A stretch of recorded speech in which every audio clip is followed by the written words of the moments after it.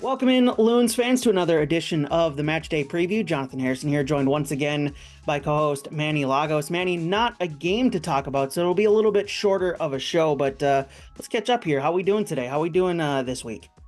I think my initial answer is I don't like not having a game to talk about because we had such a nice, fun, special run in the Leagues Cup last year, and to be knocked out, having won a game, but also putting ourselves in a little bit of a disadvantage with goal difference and the red card, kind of puts a little tough taste in your mouth. But ultimately, you take the wound and you regroup and you get excited about this final run of the season coming up. Yeah, absolutely. We'll discuss that run in the Leagues Cup and our general thoughts on how the tournament has played out so far and what we're expecting from the rest of the tournament that'll play through August 25th. Loons are back the 24th, I believe, against Seattle Sounders. And that one will be exciting. I can't wait for that. So it's a little bit of a long break, but after the last couple weeks, or the last couple months, I guess, of games, what felt like every 3 days, a break is needed, I would say, and break is welcome, and it'll be good for a lot of the guys to recoup some energy and get healthy before this final stretch run into the end of the season, which is sure to be exciting as the Loons battle for a playoff spot. But Manny, let's jump into some general discussion here. U.S. men's national team, U23s, out in the Olympics in the quarterfinals, losing 4-0 to Morocco. Your thoughts on that game and their run through the Olympics in general? First run in a number of years in the Olympics. Yeah, it dropped pretty quickly. 4-0 is kind of a tough Yeah. pill to swallow. I thought it was great group play. I thought we played much better against France than we did Morocco, even though the score lines were similar. And then two outstanding games against New Zealand and Guinea. And I just thought there would be a little bit more fight. I just thought Morocco really did a great job of pressuring us not being able to control any type of tempo for large stretches of the game. They closed us really well. They were lively. They had a lot of energy, and obviously the PK goals hurt, but ultimately they really took it to us. And so it's one of those ones where you have to look at some of the positives. Getting out of the group was outstanding, but ultimately I expected a little bit more. I thought we were going to have a little more in the tank to push Morocco and make that exciting run into the semis. Yeah, I was hoping for a longer run just because tournament soccer is always exciting, and to see your team go further on is always exciting. So that kind of brings up the questions of how the U.S. approached the Olympics, how they should approach them.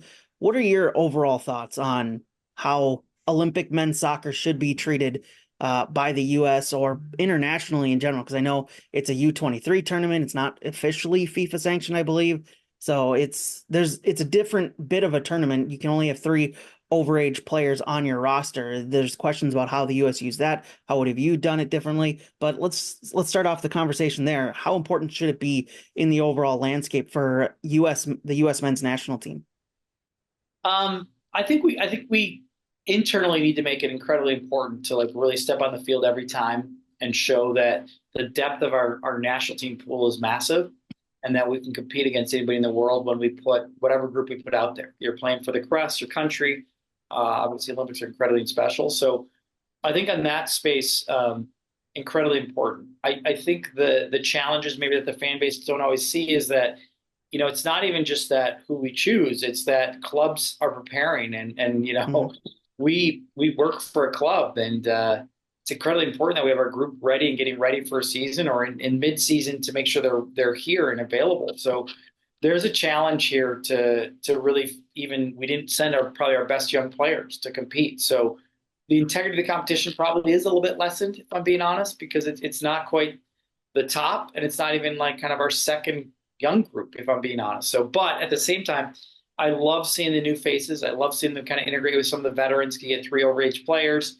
And I think that's important because every time we step in the field, we see new players. It gets us excited to remind us that as negative as we are at times about the national team and our youth system, there's also still a lot of positives. There's still a lot of great young players coming up in the pipeline. So I love seeing players that hadn't been on my radar that are both in MLS and overseas now, right, trying to apply their trade and become world-class players. So in that space, I was really excited to see the group. Ultimately, it's tough. These teams have to negotiate with the clubs to even get the releases of players. It was Michael Box was another example where we just felt like it would be a great opportunity experience for him to pass up, and so we were so happy for him to go. But it does hurt you. It hurts your Leagues Cup run. It hurts your kind of continuity of what you're trying to do. So ultimately, no easy answers when it comes to international soccer. It's a huge part of the game, and I love it. And my romanticism loves our guys going off and playing national team and doing it. Reality is it's a lot chunkier, and obviously there's a big lawsuit right now with the European leagues and FIFA about just the scheduling of these guys for year-round competitions that do affect our club goals of what we're trying to do as well. Yeah, absolutely. And there's been a growing amount of criticisms and talk about the overall soccer schedule for a lot of these top end players who essentially are playing year round, get very little breaks. That'll obviously be something that outside observers will be watching and keeping track of throughout the overcoming months. Morocco just finishing up a 6-0 win over Egypt to take the bronze medal home. And then Spain and France playing the gold medal match. Who do you think will win that one? What's your prediction for Spain versus France in the gold medal match? I mean, great matchup. There's no doubt Yeah, about it. I mean, historically, one of my favorites to watch. Spain being the host, I think will be a slight favorite, but ultimately, I'm sorry, yeah, France being the host will be a slight favorite, but ultimately Spain has really skyrocketed to, a new golden era of soccer, young players, veteran players, winning Euros really puts them at that right now as the country to beat probably in the world. So, I think they have a ton of momentum going into this game. I do think France at home though will have the advantage in the crowd for sure. yeah, uh, I think France will probably edge that one out because we've seen the impact of home field advantage throughout tournament play in a lot of these tournaments. So I'll be excited to see that one. Can't wait to watch that one. Before we move on to the U.S. women's national team, do want to get your thoughts on something that popped across social media feeds earlier today. Can't remember who reported exactly. I think it was Paul Tenorio. Uh, but apparently Mauricio Pochettino being talked about for the U.S. men's national team job. What do you think about that? I like this idea. I know a couple weeks ago we were talking about you have to make the call to Jurgen Klopp, and he obviously rejected it. But Mauricio Pochettino now apparently in the radar of the U.S. men's national team. Yeah, I mean, I always try to take a deep breath because it's hard to get rumors and facts, and Yeah, I love the kind of scenario playing here, and I'm sure Paul's a great reporter, and I'm sure he's got some really good sources for reporting that. I don't think I take it lightly when somebody like Paul reports something. Um, so if it's true, it's whatever it is. It's exciting that if that's the direction we're going, great. Let's just roll yeah. up our sleeves and start working on the project because ultimately, we have a big 2 years ahead of us and a lot of work and a lot of potential growth and learning from a tough Copa America and a tough summer. And we're going to have a new leader no matter what. I've had the pleasure of meeting Pochettino, talking to him. Amazing man. Really has a unique kind of background and career.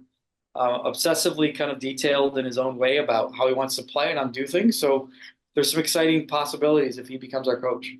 Yeah, absolutely. And his run at Tottenham was something that I guess it was absolutely awesome to watch as those Tottenham teams just went on miraculous run after miraculous run. Obviously, it's been a little bit difficult since leaving Tottenham, but that would be an exciting hire for sure for the U.S. men's national team if it comes to fruition. We'll watch as that plays out. U.S. women's national team advancing to the gold medal match this Saturday, 10 a.m.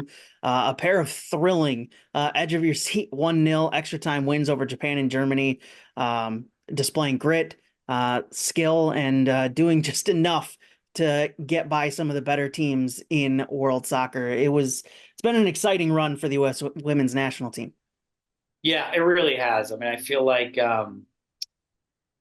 there's just something about him I just really like. I think that Emma Hayes has done such a good job of kind of transitioning to this kind of youthful energy team that, at times is very structured and pragmatic, and at times just explosive and really opens up the game. So they've done it with defense, they've done it with goalkeeping, they've done it with finding goals.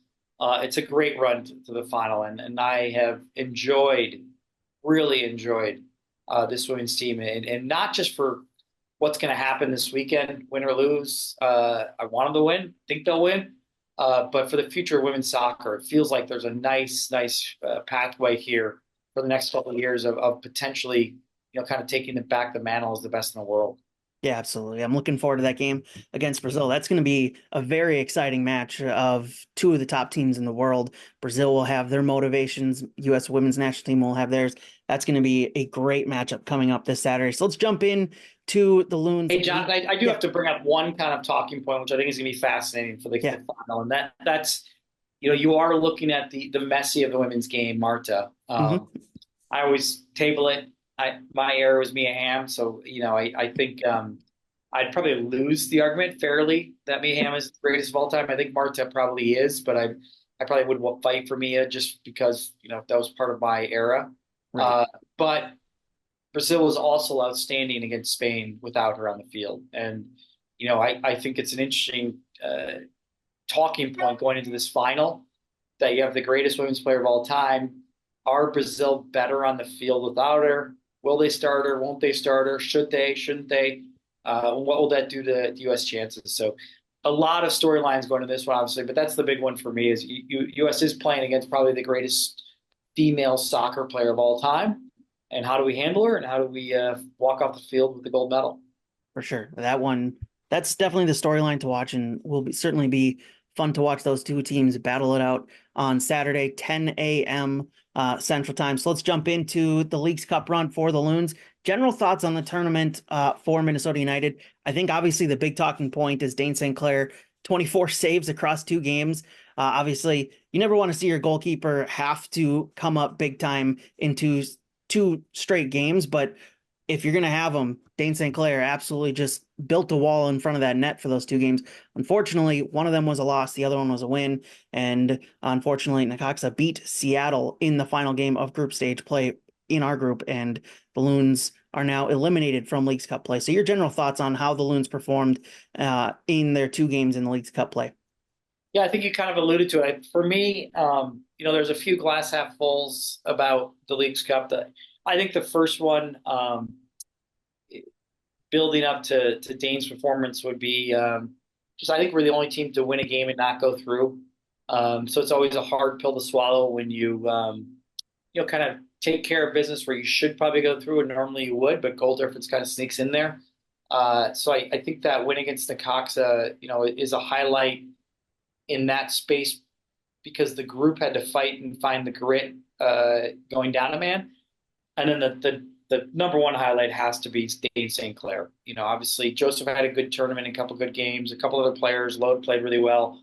It's nice to see a couple of young guys in the field, but ultimately, that's a performance that should and will be talked about for a long time. Not even here in Minnesota, but across the league because it was that special. 16 Yeah. saves on the night. People who were there live will talk about it for years to come because it was that good. And it was that type of special moment that he created for many fans for years to come. So I think that is really my kind of highlights, of it. I think the challenge is where do we go from here and say, hey, how do we use the positives of all of that to get ready for this big kind of run at the end of the season and to build hopefully even for next year about where we want to be and how we want to kind of compete in all our competitions. So, and ultimately, the glass half empty is just, the Seattle game, got to figure out how to win there, Yeah. no doubt about it. And then we got to figure out a way to walk on the field and be disciplined and organized and not get red cards. Mhm. Our Leagues Cup now is, I think, 5 red cards in Leagues Cup game, out of 7 or 8 games. You can't win, and you can't win championships. You can't win and get out of your groups if you're going to keep putting yourself behind the 8 ball. So ultimately, at a macro level, we have to look at, how are we making sure we're going to be more disciplined and ready and focused for a tournament that ups a level of notch of intensity in a different way than league play, and making sure that we don't put ourselves in those positions where we have to kind of be frustrated about goal difference. So again, I don't think any of the club is happy getting knocked out, but certainly there are some positives within that negative of getting out of the group. Do you think a tournament like the Leagues Cup, where it's a knockout tournament after just what 2 games of group play? can help a young squad like Minnesota's prepare for the playoffs, should they make it to the playoffs, because of the ratcheted up tension, the necessity to win every single minute of every single game. Do you think that helps prepare a young squad like Minnesota for the playoffs coming up? I actually think every moment of adversity helps prepare in a season, no matter what, win, lose, draw. Every moment, every international break where end up having to play, and then you're missing players to um, the good wins that we've had this year, our early good start. All of it to me is aggregating for the staff and the players to come together as a group and build a winning group by the end of the year. So for me, the adversity I think is always a good thing. There's no doubt about it. As long as it's got a little bit of honesty, not like, oh, everything's perfect and we're the best team on us right now. We're not. We're a team that's growing into what we want to be this year and next year, frankly.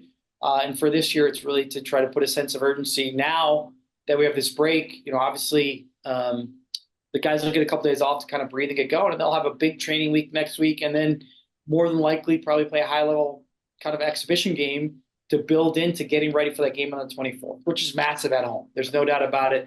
That'll set the tone for us to really build into making a good playoff run or playoff hopes to then a run in the playoffs. So for me, it's a big couple of weeks to really, use what you just said, the real in-game stuff, but even more importantly, now the work for the next couple of weeks, get ready for the 24th.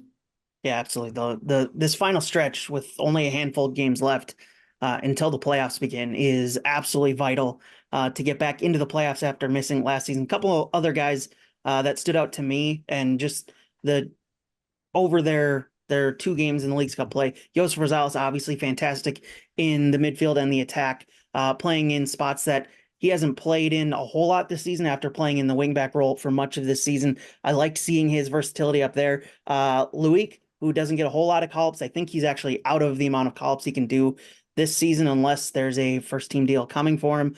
I loved seeing him at that right wing back role. He was so versatile, so lively, playing at both ends of the field, helped cause that penalty kick that helped give the Loons the win against Necaxa. Morris Duggan getting some time in the center back role, getting a lot of minutes in that role. Actually, I liked seeing some of the minutes for these younger guys. Hugo Bacharach, yeah, he had the red card against Necaxa, had played 45 minutes, I believe, against Seattle.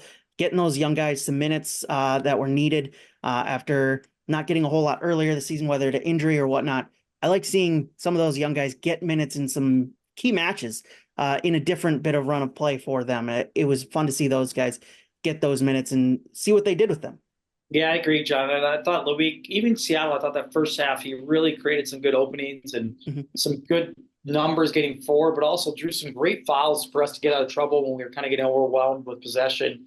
I think he really took Nuhu out of the game by both getting forward, but also just, drawing fouls in key spots in the field so that, we got out and really stayed in that game for large periods of it until we gave up the 2 late goals. And obviously the red card really hit us hard in that game as well. So really good energy. And then that goal against Necaxa, I think we just kind of the tempo of it and by Loic and Bongi, and it was just outstanding breakout by the group and by him. So correct. And Joseph and Dugan, really calm and composed, I thought, in his game against Necaxa. I thought there was a ton of pressure, a ton of air battles that I didn't necessarily anticipate from a Mexican team. But Necaxa played a little bit different than a lot of Mexican. They really, kind of were more direct and really had a lot of more long balls than I was expecting. And he had to be really on point to deal with a lot of tough situations. Yeah, absolutely. It was fun to see those guys get their minutes. So Leagues Cup at a large, 18 total Liga MX teams, 29 MLS teams. We're going to say that just to kind of lay out the statistics and percentages, 21 MLS teams through to the knockout round. That's 72% of MLS teams. 11 Liga MX teams through to the knockout round. That's 61% of the teams from Liga MX through, including Club America and Columbus Crew, who had their buys.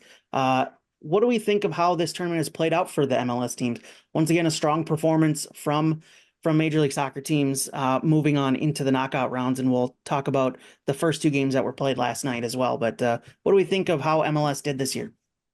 I mean, obviously, from the group stages, I think we dominated, overall. I think Obviously, I think the combination of the Mexican teams probably being earlier in their season, or in mid-season, kind of came to fruition.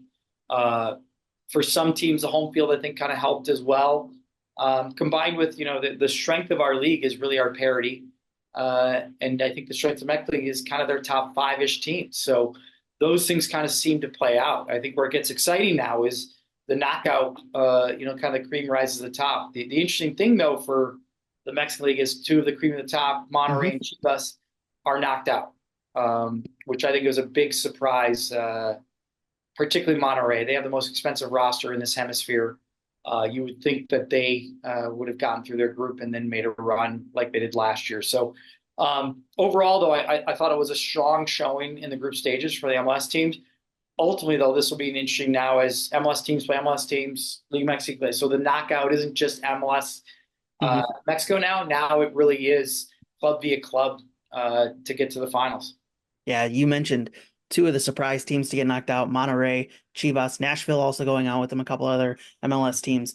Surprising for sure that I think that took everybody by surprises. Monterrey going out in the way they did, especially that loss, I believe, to Austin, that kind of took everybody by surprise. So predictions then. We've already Yeah, by the had way, I'd two. say the MLS side, probably one of the bigger surprises would have been Atlanta. I think they're Yeah, they're probably disappointed with that, given two home games and they got lost PKs twice, I think. been a tough season overall for Atlanta, to be Yeah. fair to them as well. Predictions, who's going all the way? I mean, we've already had two round of 32 games played. LAFC knocking off Austin 2-0 last night, and then Pumas 2-0 win over Vancouver. A couple games tonight as well. Miami hosting Toronto, Tigres hosting Pachuca, Seattle, and LA Galaxy, and then San Jose and Necaxa. A handful of games there for certain to be watching in the round of 32 play. But who's your favorite to win this? I mean, I think you got to still continue with Club America and the crew who haven't played yet. I have to be the two favorites. I mean, they're going to be fresh. They're going to be hungry. They're going straight to knockout rounds where they'll, show some quality. So I really do think LAFC didn't play that well last night and still felt like an easy 2-0 win. Although I thought Austin created a lot of good chances. So I think that it's not like they just were a pushover, but ultimately I think they've got to be one of the favorites. Inter Miami will be interesting with this run and seeing where Messi's health is. I have no idea, by the way. So tonight, I mean, yeah, I think tonight will be a big one with Toronto to see, if they get through this round, is Messi going to be available for the later rounds of this tournament? That'll be fascinating to see. It gets going now. I mean, obviously, Tigres and Pachuca are two teams that battle really well. These internal battles will be fascinating tonight because both those teams have quality. Pachuca won the CONCACAF Championship Cup.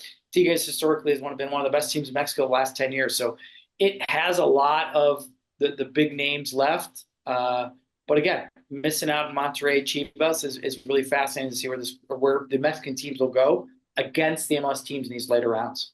Yeah, absolutely. Is that Tigres Pachuca match the match to watch of this round of 32? I mean, you've got Columbus Crew facing Sporting Kansas City as well, getting back into action.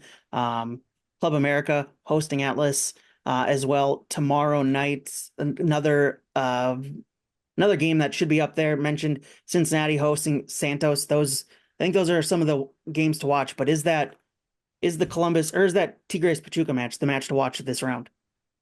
I think it's the match to watch in terms of, you have two teams that, probably could make a run for the tournament. They weren't playing each other. And so I think, the one thing about Pachuca is they do have to reboot every year. It's not like they have the funds to just go buy their roster. Yeah. So this is maybe a weaker time for them to get their team to gel. Might be a little longer when they do play younger players. Yeah. I mean, I think just watching the crew in America to see if they're hungry to make a run in this tournament, we'll know a lot by the next 2 days how they play and what their level looks like. Yeah, absolutely. I'm excited to see how this tournament breaks out and who kind of rises to the top, as we've been saying.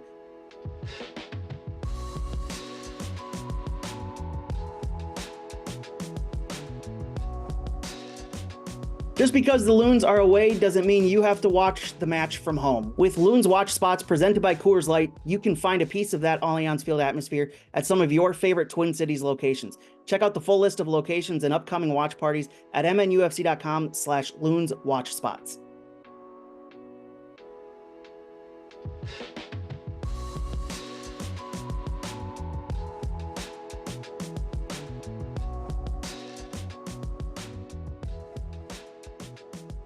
So let's jump ahead. Unless you got any final notes on Leagues Well, Cup, let's jump ahead. How do the Loons now stay in shape during this break? It's going to be what, 3 weeks until the next game, between their last game against Necaxa and their next game coming up against Seattle on the 24th. That's a long time off.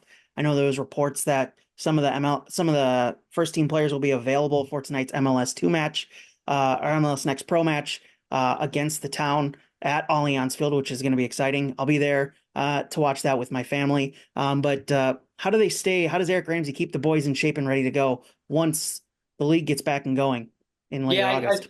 I think it was important. The group came back in after Necaxa beat Seattle on Saturday, and they trained Monday, Tuesday.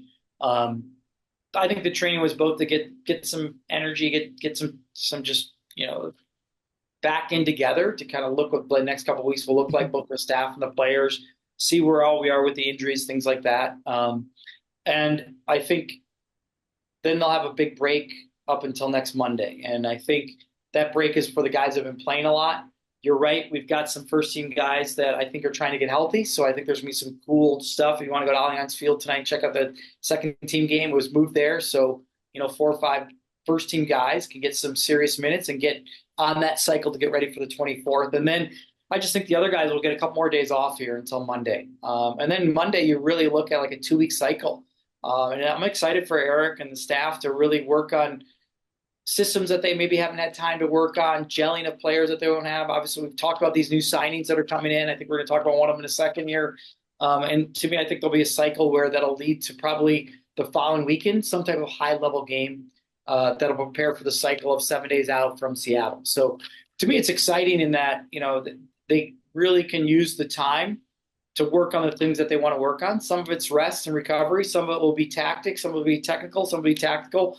And then you combine all those. So it really is a fun 2 week cycle here for the group now to get the most out of the positives of being knocked out. Ultimately, we'd like to be playing. But at the positive side, we've got a 2 week cycle here to prepare for Seattle. And it'll be really exciting to see. And you're right. It starts with tonight with some of the guys needing to get minutes with the second team group to get ready for the 24th. Yeah, it certainly is. If you're looking for the positives in getting eliminated so early, it does give the players a lot of time to kind of rest and recuperate after having to go and play as many games as they did over the last 2 months.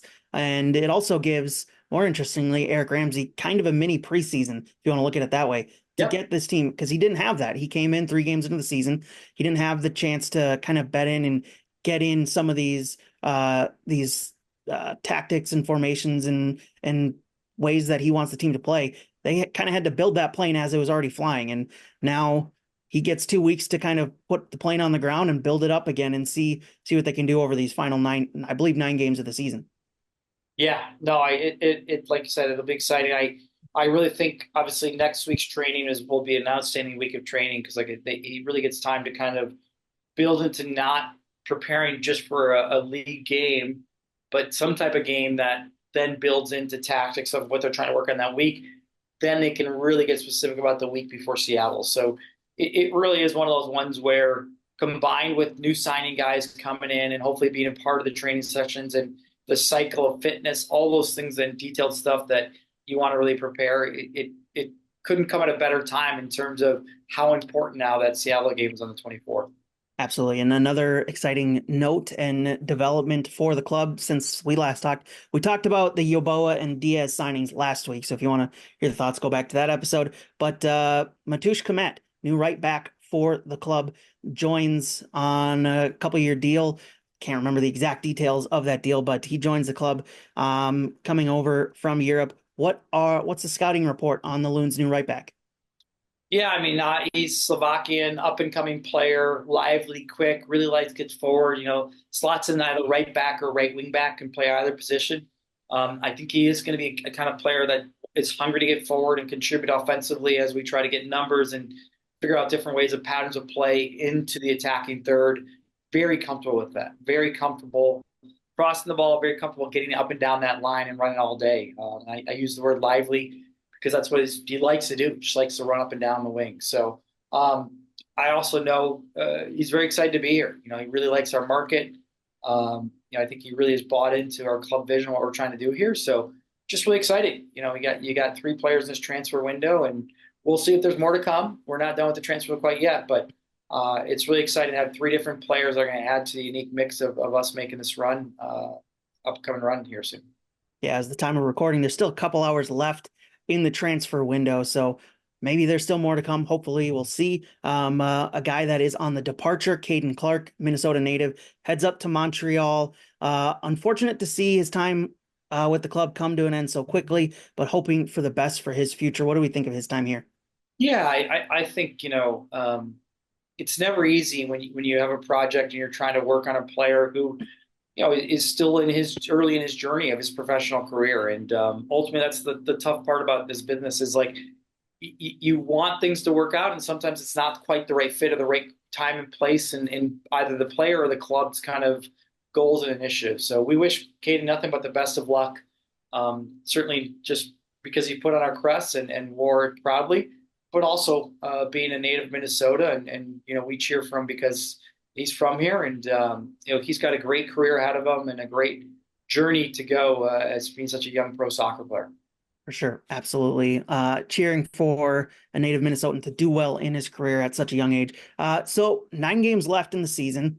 Pretty tough schedule if you look at it from the teams that they play. Minnesota will restart league play in ninth place in the Western Conference on 33 points, 2 points above Austin, who sit in 10th outside of the playoffs, and then 3 points behind Portland in eighth place, and 4 points behind Seattle and Houston, who sit in seventh and sixth places, respectively. Those are places that are outside of that wild card round. What do the Loons need to do to make the playoffs over these final 9 games, other than obviously just win all their games? What do you Yeah, need to see from them? it's a good one, John. I'm going to throw it back at you. How many points do you think we need to get? 33 now. There's 9 games. What? That's eight. I don't even know how to do 27 points available. Oh, I don't know. You're putting me on the spot with this one. I want to Yeah. say, I'm just kind of looking at that schedule that's left. What would you say? 18 or so? I mean, I'm 15, 18? my line is around 47 points, so that would be 14 points maybe. Yeah, Um, I think that's fair. yeah. So I think around 14 points probably gets you. Well, I think if you get 18, you're definitely probably not in a playing game. Yeah. Anywhere from 44 to 47, you might be in a playing game. So, or 46. But I think 47 would get you there too. So, um, I think it's an interesting schedule. I don't think it's crazy hard. We play St. Louis twice. We got Kansas City, which has always been a tough one for us away. We got San Jose away, which, again, if we have the right mentality, that should be a game where we get excited to win on the road. I think RSL and Vancouver will be our two toughest road games. I think we'll play those back to back too. I think we'll fly Hmm. out, play RSL on Wednesday, and then play Vancouver on the weekend. So that's a really tough road trip. Both those teams have been very consistent this year, particularly at home. So that'll be a tough place to find points. I'm trying to think of who else we have. Cincinnati at home and then St. Louis on the final day of the season as well. Yeah, I mean, I think there's got to be a goal to try to sweep St. Louis for sure. Home and away, we got them. I think the Cincinnati at home is exciting because they've been one of the more dominant teams in the league. I think it's a game like we beat LAFC 2-0 at home. We have to have that same mentality. One of the best teams in the league, fine. This is Allianz Field. Let's get after it. So, not an easy game, no doubt about it, at home, playing one of the better teams in the league. But that's a game that I think we've got to mark on the calendar and make sure we get 3 points. Yeah, Sporting Kansas City match as well in Sporting Kansas City, which has always been a tough place to play outside of the one playoff game.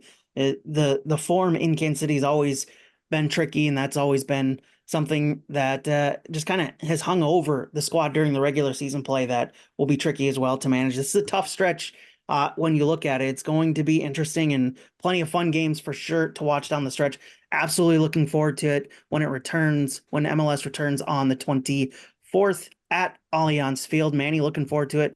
Loons fans, we won't be back next week because we don't have another game to talk about. We'll take the week off and then we'll return just before that Seattle match to preview that one and everything to look out for. Again, down the 9 match stretch to close out the season. That'll take place all within just over a month and a half. It's going to be an absolute sprint to the finish, Manny, and I can't wait to get it started. Excited as well. Thank you. And looking forward to the 24th. Big one. Big game for us. Absolutely big one. And Loons fans, return here in 2 weeks. We'll have another podcast, another match day preview for you with Manny Lagos and myself. Until then, Loons fans, enjoy the break. Enjoy your time off. Thanks again to the production staff of Grace Dearson, Kyle Hayward, and Evan Entler for putting this on every week. Loons fans, we'll talk to you in a couple weeks.